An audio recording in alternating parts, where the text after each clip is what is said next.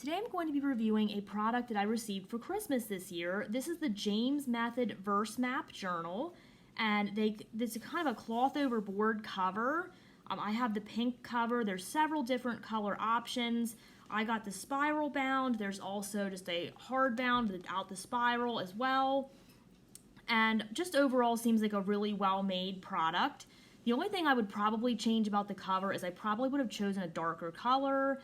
Had I thought about it a little more, because it's already starting to show a little bit of dirt and marking just from me using it, which isn't really a big deal. I'm more concerned with what's inside and what I'm doing inside the journal, but just be aware of that. You may want to choose a darker color option if that's something that will bother you. And the same on the back, it's the same, just the cloth over board back cover, nothing on the back. I like the gold foiling. I think that looks really pretty. It has a very, very nice kind of liner here with his feathers. And then we have a presentation page of who it belongs to, and it highlights the verse James 4:8, draw near to God and he will draw near to you. I personally really think the spiral bound is great because you can bend it back and just kind of it's more flexible as you're writing in it. That's just a personal preference, but if I had to choose, I would definitely choose a spiral bound copy again if I get another journal at some point. So these first few pages are really important. This is how to use your journal, which I'm going to show you how I use it in a second. It just breaks down each of the steps and what to do. So if you've never verse mapped before, or you've never used the James method, because each method is just very slightly different, definitely check these pages out before you start. Okay, so here is an example of a verse map. Now this is obviously one that I filled in. Yes, I like different colored pens. I tend to have a rainbow of colors when I journal and do things. So that's what you see here. And real quick, I'll show you what pens I used here. These are very generic pens I found on Amazon. It's fine liner color pens, 0.4 millimeters, 12 colors, vibrant and bright colors. So I'll just kind of hold that up and show you in case you want to look for it on Amazon. I believe they were fairly cheap, but they work really well. They're kind of like a felt tip pen.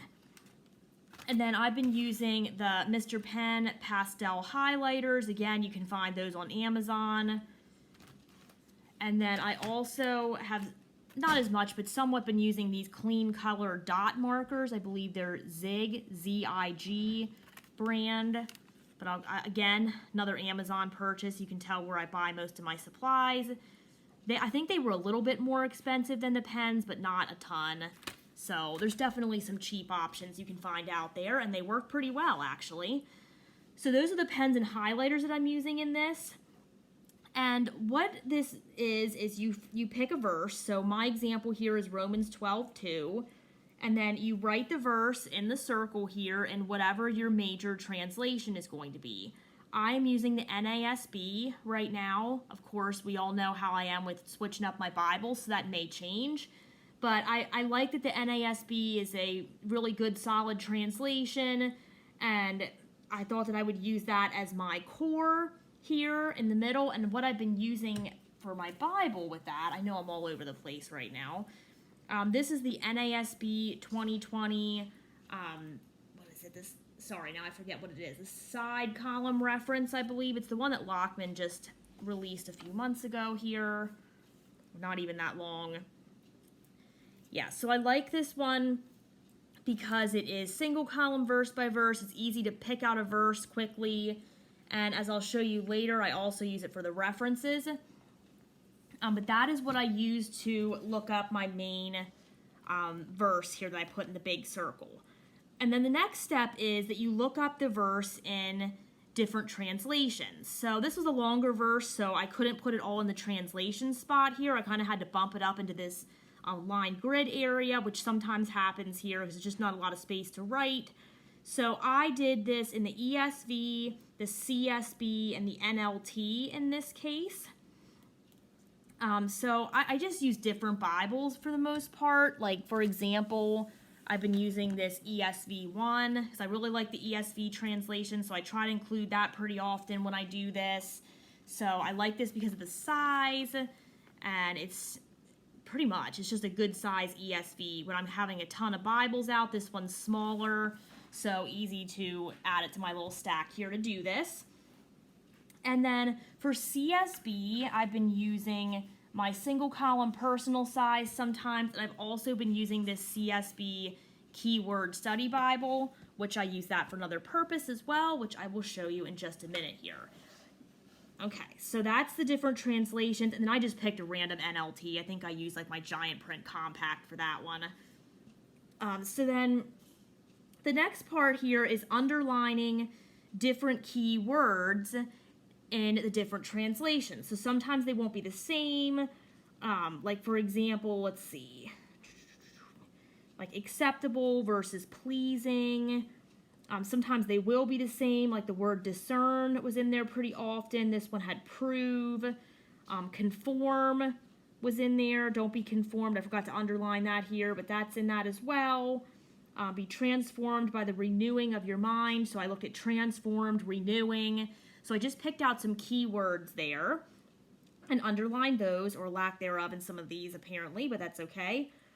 And then what I do, and what you're supposed to do, is you put the definitions of these keywords that you underlined in these circles here.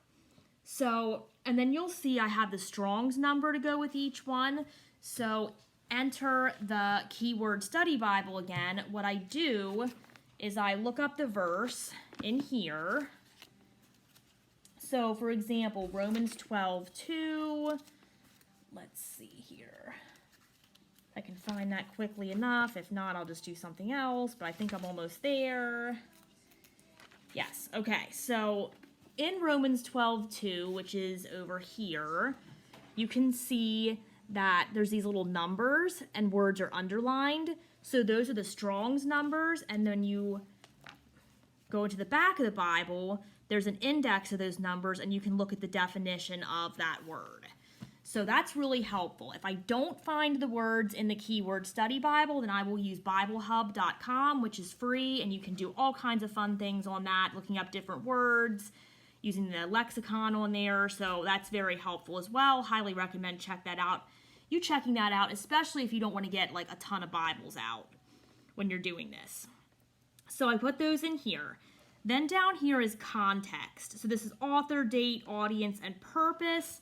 And I have been using the NIV Cultural Background Study Bible for this. You can use any study Bible or look it up online. Google is your friend, you know, all that type of thing. But I look in here and let me see if I can find the beginning of a random book. Here we go. So, of course, I'm not going to be able to turn the page when I find the beginning of said random book. Obviously, I haven't gotten into Jeremiah yet because that was still stuck together. But I usually read the book introduction of whatever book my verse is in, and then it has all these different historical setting and talks about, you know, the background of the book, and I think I showed everything there. But yeah, it gives you all that information that you need in those book introductions. So I've been using that. You could use any study Bible, like I said, though. I just like that one.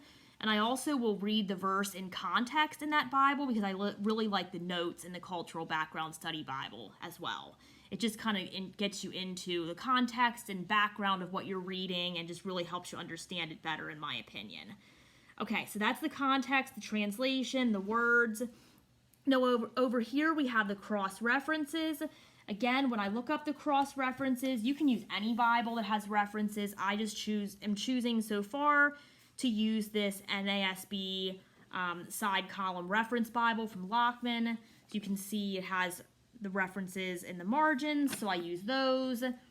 I usually write out 2 or 3 references, maybe 4, depending on how long they are, so I can fit them in that area. You can see here I use those dot markers just to mark where a new verse was starting. And then after that, we get into our view of God, our view of man and self. So you kind of draw all this together to say, what is this telling me about God? What is this telling me about man or myself? And then we have a reflection and application section. So just place for you to reflect on what you're learning. How are you going to apply this knowledge to your life? And then there's space for a prayer at the bottom as well. And I just added the word transform over here as my kind of key word here. So that is the James Method verse mapping. You can see I did a few of these. I'll just kind of show them to you. Won't go over all the steps because I don't want to bore you. This is already 10 minutes. I've done 3 so far.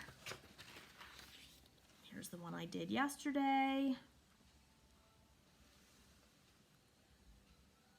Okay, so hopefully that gives you a little bit of an idea of what is in this journal. Like I said, everything does kind of stick to this. That's the only thing I would change is to get a darker color, but that's okay.